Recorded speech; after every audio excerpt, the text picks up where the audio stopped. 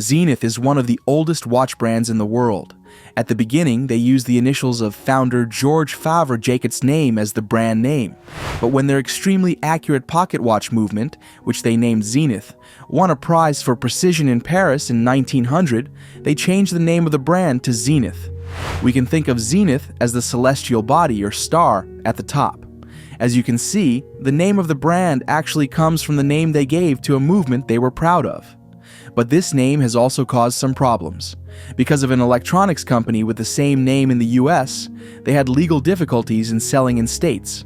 And because of an old Russian camera brand with a similar name, I know that many people think that this well-established Swiss watch brand was a Russian brand. Yes, the brand got its name from the name they gave to an old movement. But for a long time now, Zenith has been associated with a different movement that has perhaps managed to get ahead of the brand's name, El Primero. And today, we will quickly examine a very special timepiece bearing this movement. Zenith El Primero Chronomaster, 1969. El Primero means first in Spanish.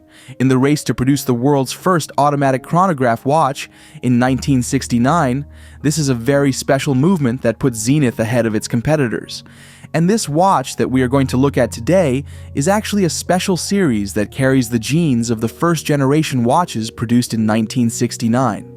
This may be my favorite model in the El Primero collection because it is as faithful as possible to the design lines of its ancestor. It carries that great El Primero movement, and it has a very aesthetic, semi-open dial design that allows you to easily observe this legendary movement. Let's talk about the dimensions of the watch.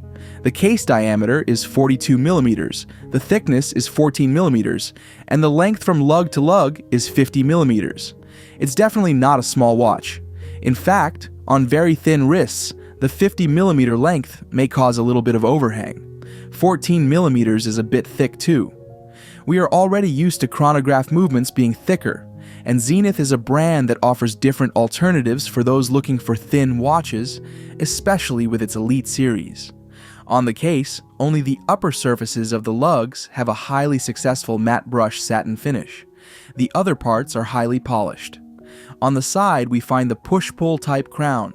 It has the famous star logo of Zenith on it. Considering the fact that it is not a screwed-down crown, the water resistance value of the watch is stated as 100 meters. I think this is more than enough for this kind of a watch. On the other hand, the chronograph buttons are very aesthetically designed, and I think they add an additional elegance to the look of the watch. A slightly dome-cut crystal made of sapphire, of course, helps the watch to stay true to its vintage look from 1969. On the silver sunburst dial, we see great detail workmanship. The black minutes ring on the outer bezel, and the outermost tachymeter counter, also in silver, add a serious dynamism to the design. The metallic hour indices, centered around these details, create a visual festival with their angular design, catching the light very differently from every angle. The design of the hour and minute hands is also very harmonious and proportionally sized with the indexes. This is a chronograph watch. This means that there are two different readings on the dial. Zenith has used the color red to separate the hands for the chronograph function. So the hand with the Zenith star at the back end, which you can see flowing right now, is the chronograph needle, while the subdials at 3 and 6 o'clock are the minute and hour counters, and the red details on them immediately caught your attention. The mini dial on the right is the minute counters, while the bottom one is the hour counter. It is of course possible to start, stop, and reset this complication using the chronograph buttons. We call this sequence the 3-6-9 sequence. It is also possible to see the same arrangement on the Rolex Daytona model that this movement gave life to for 12 years. At 9 o'clock, we expect the watch to have its own seconds hand, and when you first look at this watch, you might think that there are no seconds. But the seconds hand is actually right where it should be, and it continues to rotate at 36,000 beats per hour. We can say that it is designed as a three-legged blade, and it's a great detail. Of course, the main reason for this is that the watch has an open heart design. The seconds dial, which should be at the 9 o'clock position, has been removed, allowing us to watch the magnificent balance and escapement system underneath. It is a great pleasure to watch the purple-colored escapement cutting and releasing the energy coming from the mainspring 36,000 times per hour. That is 10 times per second. Speaking of the movement, we should also take a look at the back of the watch. Attached to the case with 4 tiny screws, the case back is also made of sapphire glass, allowing us to watch this legendary movement. The first El Primero movement was called Caliber 400.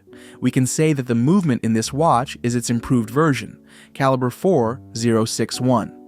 It is the world's first automatic chronograph movement with 36,000 beats per hour.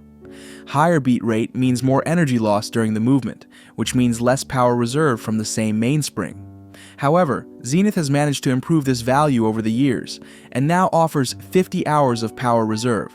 There is a manual winding feature, but there is no hacking. Yes, no hacking. Zenith, in my opinion, is a very important brand in horology.